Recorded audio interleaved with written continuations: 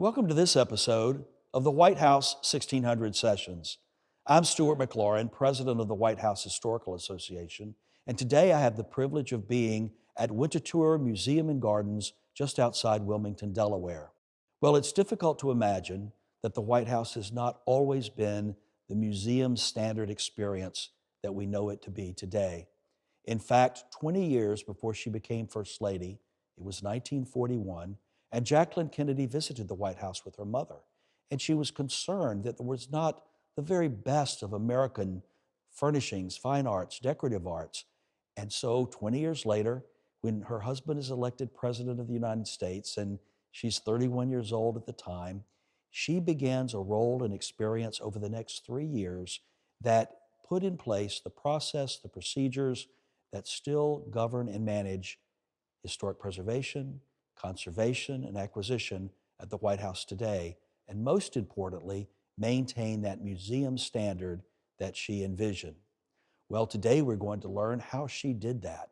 She worked very collaboratively with several collectors, prominent collectors and designers across the country, but there was one in particular, Henry Francis DuPont of Winterthur here in Wilmington, that she collaborated with is this young First Lady, one of the nation's youngest, and this elder gentleman who was a very renowned and respected collector of great Americana.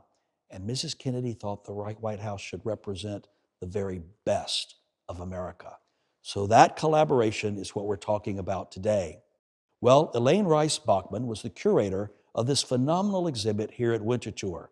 And not only that, she was the co-author of a book published by the White House Historical Association, Designing Camelot, which tells in detail the story of Mrs. Kennedy and her work to create this museum that we now experience with the White House. Well, Elaine, this was not a new study for you. You've been researching this for many, many years. Tell us how you first became interested in this project, in Mrs. Kennedy, and how it's become special and important to you over the years. Well, thank you, Stuart. Yes, this is my graduate thesis come to life around us. When I was a graduate student here at the Winterthur program in Early American Culture, for my thesis, I chose to work on the restoration of the White House and the wonderful archives here at Winterthur that document the process through which Mrs. Kennedy and Mr. DuPont collaborated to be the foundation of her restoration.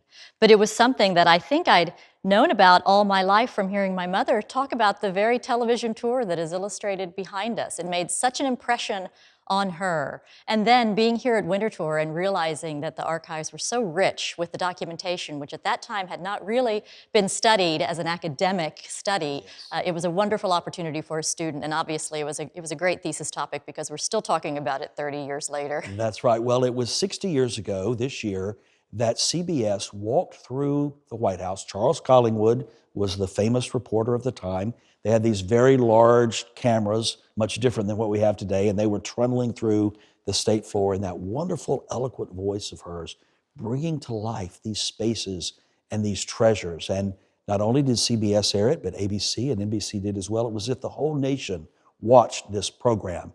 And when they did, what did they learn? What did they see? You know, I think of that tour, which I think was what really reached the most people. That's when it became a real event in this country, what Mrs. Kennedy was doing. I think it was a lesson in American history for the American public, and more specifically, it was a lesson in American material culture about what it meant to have federal period furniture, empire period furniture. Why was it important to have objects that were associated with the history of the White House, and why did that make it more meaningful to decorate with them? And that's really what Mr. DuPont was doing here at the Winterthur Museum, and why he founded the programs that he did to teach curators just about that very theory of material culture. So the television tour brought that message to the largest audience then in history for a television program. Did she know Mr. DuPont? Had they met before? What brought them together for this collaboration? They had not met before. As he said, I've known her mother for years, but he had never met her. So they definitely were in the same social circles. But she had an uncle who was on the board here at Winterthur, and she had a very good friend, Jane Reitzman, who was very pivotal in the restoration, who had known Mr. DuPont for years. She was a collector herself. So through those connections, he was brought to her attention as someone who could help lead this project that she was was hoping to put in place. Elaine, before we walk around this extraordinary exhibit, I want to remind our viewers that it was Mrs. Kennedy who actually visited Mr. DuPont here at Winterthur. So she saw his wonderful collection herself and experienced this as part of their collaboration. Why do you think it was important to her to visit? Well, I think he really encouraged her to visit because, for one, he said he wanted to show her that you could have a really swell house with American furniture because he knew that she had a real affinity for French. So he wanted to get a plug-in for how wonderful American decorative arts can look as well. Well, I suspect she thought she would put some things on the plane and take it back to Washington. She with may her. well have wanted to. Well, Elaine, here we are. It's Inauguration Day, 1961. It had been 20 years since Mrs. Kennedy had first visited the White House with her mother. She was already deep into studying the history of the White House and was ready to set her plan in motion. And it was only a couple of weeks after that that she contacted Mr. DuPont about becoming the chairman of her Fine Arts Committee.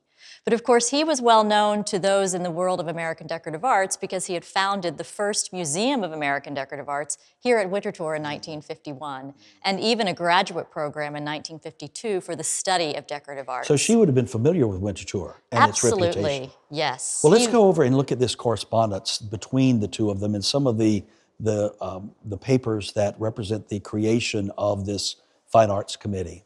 Well, that's what's so wonderful about studying this period. Even 60 years ago, the method of communication is so vastly different from ours today.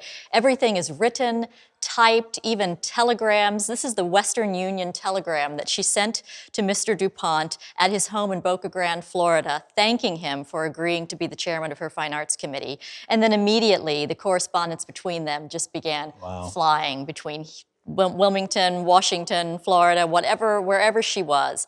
And it's the same with all of the other members of the commission that they very quickly named and appointed to support the work. Yeah, these are renowned names of the day, and although they were experts in their field, Mrs. Kennedy was not a novice when it came to historic preservation and design, and had her own interests and passions. How did that come to be? Well, you know, it's interesting. She was always willing to learn, and she surrounded herself with very knowledgeable people, her good friends who were collectors, the Wrightsmans, Mrs. Henry Parrish, Sister Parrish, who decorated her house in Georgetown. So she had been schooling herself and immersing herself in decorative arts and interior design, and really to have the advice of the best museum curators across the country with the most important collections was really a wonderful opportunity to keep learning. I think she felt she was always a student of what she was doing. Now, this would have been new to the White House apparatus, but not unusual to a great American museum to have an advisory board like this. That's right. And Mrs. Kennedy, because she had studied the earlier efforts at the White House of her predecessors like Grace Coolidge and Lou Hoover, who had tried to bring antiques into the house but didn't really have an underpinning, a process to make it permanent, she knew if she had a formal committee and if they put legislation into place, founded a curator's office, then they would have a permanence beyond her own interests. Absolutely. And, you know, it's hard to believe that there was no curator of the White House to take care of the art and objects, another element of the process and procedure that began with Mrs. Kennedy. Well, this exhibit tells us about her visit to Winterthur. She took the plane Caroline up. Mr. DuPont met her, and tell us about what was special about that occasion. She had a very busy day. She brought with her Jane Wrightsman, Mary Lasker, and Florence Mahoney, who were also affiliated with the committee. They came and had a luncheon with the board and then a 2.5-hour tour of the period rooms. And Mr. DuPont knew how interested she was in French furnishings, and he wanted to show her that you could have a really swell American house. And that is what she saw here, a really swell house at Winterthur. She was guided around by the curators here at the museum, and that followed with a dinner that evening with Mr. DuPont. But it was a very important day because in coming to the Winterthur and bringing Mary Lasker was so impressed she wrote a $10,000 check on the plane ride home to donate to the project. Well, tell us about her French interest and influence, his Americana interest and influence.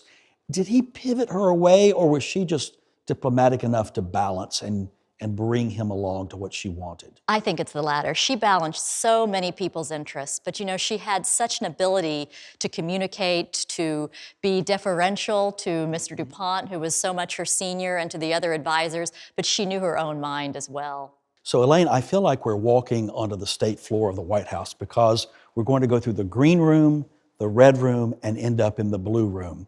But first, we're in this display that brings to life, for me at least, the green room. You feel like you're experiencing key elements of the historic green room. Tell us about this space and these important works. Well, in creating vignettes of the three iconic parlors, the green, red, and blue room, obviously we couldn't do it on the scale of the White House, the largeness of the windows. So we've scaled it down and then drawn from the Winterthur collection to create a space in the same style that Mrs. Kennedy and Mr. DuPont were working in the green room, American Federal Parlor. We have wonderful loans of archival fabric from the Scalamandre archives, so that original green damask that was on the walls when the Trumans lived in the house and what they inherited then, the Kennedys inherited when they moved in. And then we see the way that Mr. DuPont directed that original fabric, which they just cut and reused, because of course they didn't have a large budget to order everything new in the beginning, so they recut the fabric and the curtains to be hung inside the window frame per his direction. We have a wonderful looking glass on loan from Mount Vernon, which was loaned to Mrs. Kennedy as well.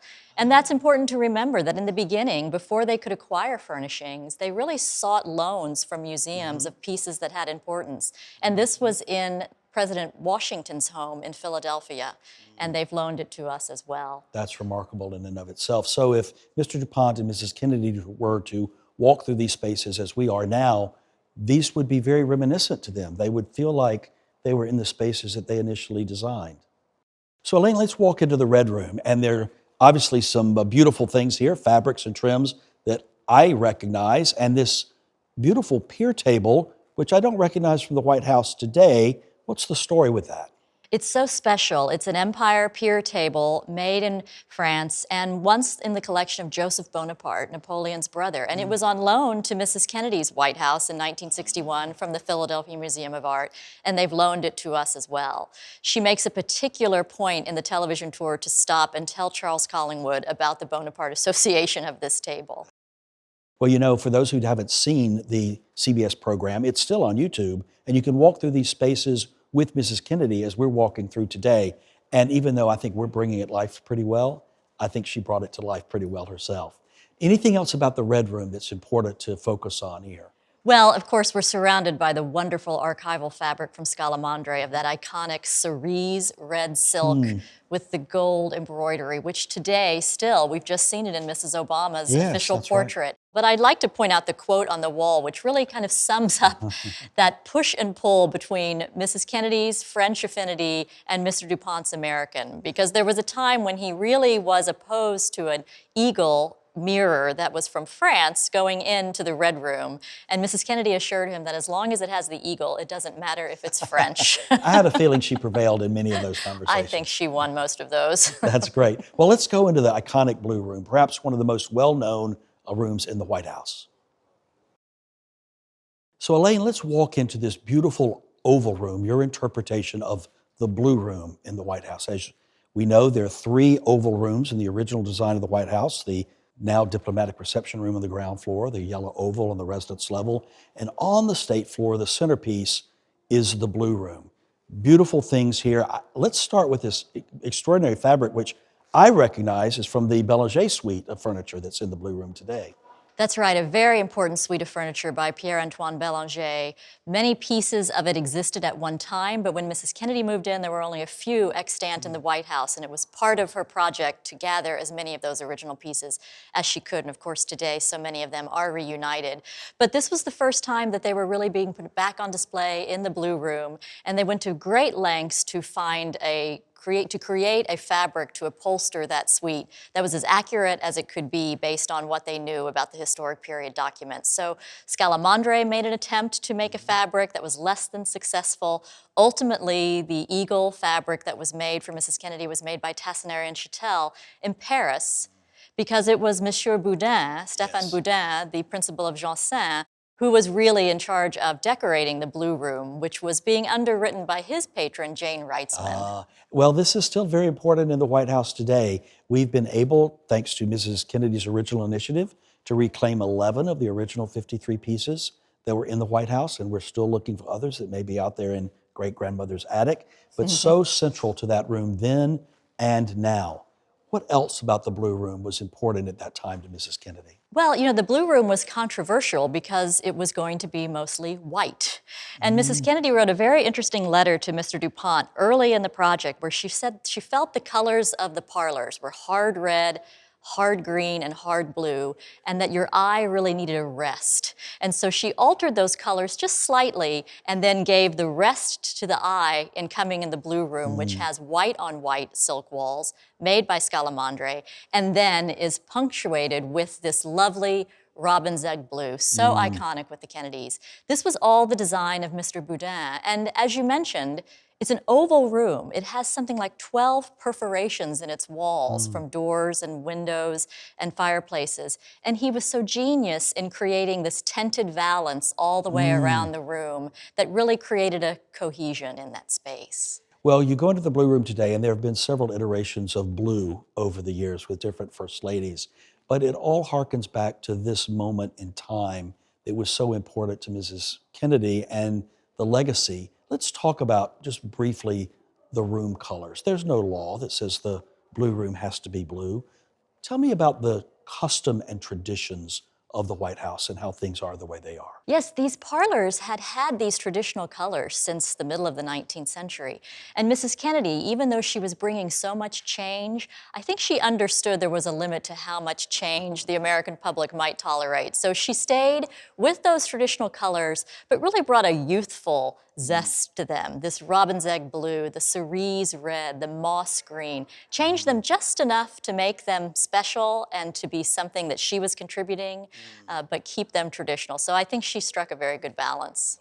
Well, we talked about the three oval rooms in the original White House building. Now, the Oval Office was a creation of the 20th century, but one on the ground floor, which we now refer to as the Diplomatic Reception Room, has a wonderful story involving this French Zuber wallpaper. Tell us about that story. Yes, this small vignette pays tribute to that wonderful Zuber paper of the early 19th century, which is so iconic now in the Diplomatic Reception Room. And it was found on the walls of a house in Thurmont, Maryland, and taken off So she got painstakingly. used wallpaper. She got used wallpaper, and then it was cost $12,500. So the media thought they had a really sensational story there about buying used wallpaper for so much money. But it was Mr. DuPont who really stepped forward and said the authenticity of the original paper is what was worth that money. And of course, it ended up being donated anyway. But the paper is so iconic, and it was also placed in the family dining room on the second floor, another version of that paper. And of course, Mr. DuPont had scenic wallpaper here at Winterthur as well. So it was very much a fashionable design.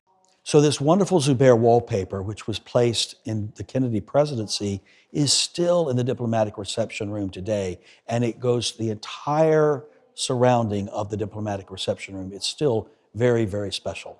Well, Elaine, entertaining at the White House has always been very special, and certainly so during the Kennedy presidency. We look at this beautiful table set in the state dining room, and then this collection of ephemera here. What does this represent? Well, yes, Kennedy Entertainment is legendary. They brought a French chef in, they focused on after-dinner entertainment, and Mrs. Kennedy was so kind to always invite Mr. and Mrs. DuPont to every event at the White House, including the very special first state dinner at Mount Vernon. And the Winterthur archives are filled with the wonderful invitations, menu cards. Mr. DuPont had a charming habit of having all his seat mates at a table sign his place card. So when he was sitting at the table with Mrs. Kennedy at the Mount Vernon dinner with the president of Pakistan, he was also sitting with Lyndon Johnson as well, and all the signatures are there. So these are just wonderful reminders that while they were doing this important work, they were also communicating in a social way, and the White House was a backdrop for some amazing occasions. Well, there are many ways in which Mrs. Kennedy set a standard for the White House, and social entertaining is certainly another of those. And it looks like Mr. DuPont took full advantage of that opportunity. And over here, we are in the set of the CBS tour with Charles Collingwood.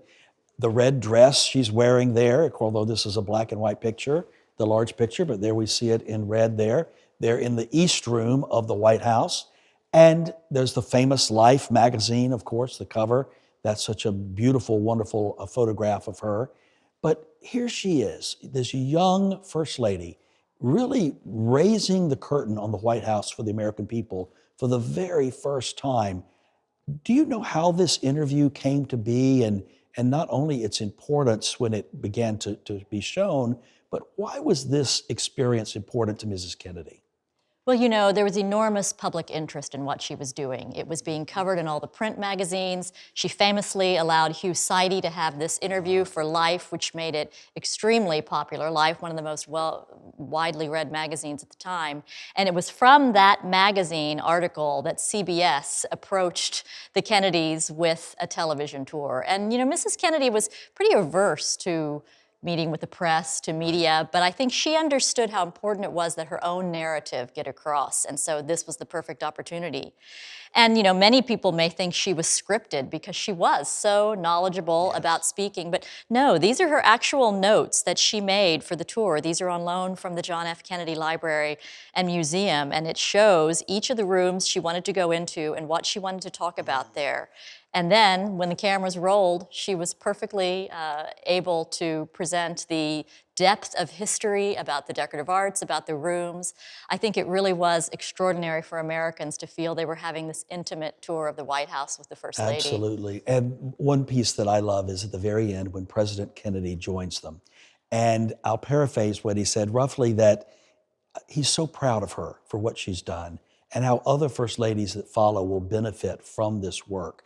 And then he talks about something that is really dear to me, and that's education, and was important to Mrs. Kennedy as well, that if young people come to this house, see these spaces, appreciate what has been done, then they'll have a greater appreciation and understanding of history itself. And so that so affirms our mission as the White House Historical Association to teach these stories, to tell these stories, just as Mrs. Kennedy did that day with CBS. Another thing she was concerned about, there was no guidebook like you get at a great American museum. So order of business number one, create a guidebook. Well, we were just founded, so collaborated with the National Geographic, published the first guidebook. There are now 26 editions of this. We just published the 60th anniversary edition, as I mentioned. But this is a mainstay of our education product and tool, but it was also fundamental to Mrs. Kennedy's vision. Share why. It was. You know, she was really focused on this to the extent that she really wanted the curators to focus on writing the text of this guidebook, and they told her it might take years for that to be finished, and she said, no, we need it now. Right. And she had a lot of opposition. You know, there were those in her husband's administration who felt that it was sort of tacky to be selling a guidebook at the White House, but she saw it not only as something that would educate the visitors, but a way to raise funds for what she was doing. So the guidebook was sold for $1 a copy. That initial run of $600,000 was very quickly sold out, and as you said, it's in its multi-26th edition. We've sold over millions of copies of this now. And Mr. DuPont was honored to receive only number 3 off the press, and this is one of the rare hardbound copies of the first guidebook, with her personal note thanking him for all his work on the project, which he kept in the library of the museum for years. Do we know who received copies 1 and 2? I can guess. Exactly. So here she is in this beautiful pose, and you can just see how proud she is and happy she is, not of what she's accomplished for herself, but what she has delivered for the American people, and that will survive her. And the White House Historical Association at her founding has gone on to work with 11 additional First Ladies, all in the same fashion as we did when we began with Mrs. Kennedy. And the curator's office, which she began, is now a robust office within. And Lorraine Waxman Pierce was the first curator, and she was a graduate of the Winter Tour program, handpicked by Mr. DuPont because of her own scholarship in the furnishings of Lanouillet, a French émigré cabinet maker. So her interests meshed very well, and she wrote the first scholarly articles about the White House collection in Antiques magazine. And we still have a wonderful collaboration with Winter Tour today with some of the fellows that we bring on to assist our research that is ongoing. Well, Elaine, we've come to the end of this wonderful tour of your exhibit here at Mr. DuPont's Winter Tour. And thank you so much for bringing to life, reminding us the stories of what helped put the White House into that museum standard that we enjoy so much. Only fitting and proper that we end the exhibit with these beautiful portraits of Mr. DuPont and Mrs. Kennedy, and a legacy moment here for them. That's right. Both of these portraits are by the artist, the great portrait artist, Aaron Schickler. Of course, Mr. DuPont was painted here in his conservatory in 1968. Mrs. Kennedy, around the same time, one of the studies for her official portrait. This is not the version that she chose for the White House. It is one of the others that was made. It's from a private collection. But it really reminds us that they've both passed into history, but what a legacy they left here at Winterthur and in the White House. Absolutely. Well, this has been an extraordinary visit today to Winterthur, and my visit with Elaine Rice Bachman, the curator of this exhibit, but also the co-author of this extraordinary book, Designing Camelot, published by the White House Historical Association, which you could get here at the shop at Winterthur or from the White House Historical Association as well. You know, we have the opportunity to bring these stories to life, to teach and tell these wonderful moments from White House history, and we do so as part of our education mission at the White House Historical Association. We are a nonprofit, nonpartisan organization. We rely on no federal government funding whatsoever. We're completely taxpayer-free funding to do all that we do to maintain these beautiful interiors of the White House, but also educate the public in these rich stories. We're also nonpartisan. Our role is exactly the same regardless of who the President and the First Lady may be. So thank you very much for that generosity and making possible the education mission of the White House Historical Association. Thank you for watching this episode of the White House 1600 Sessions.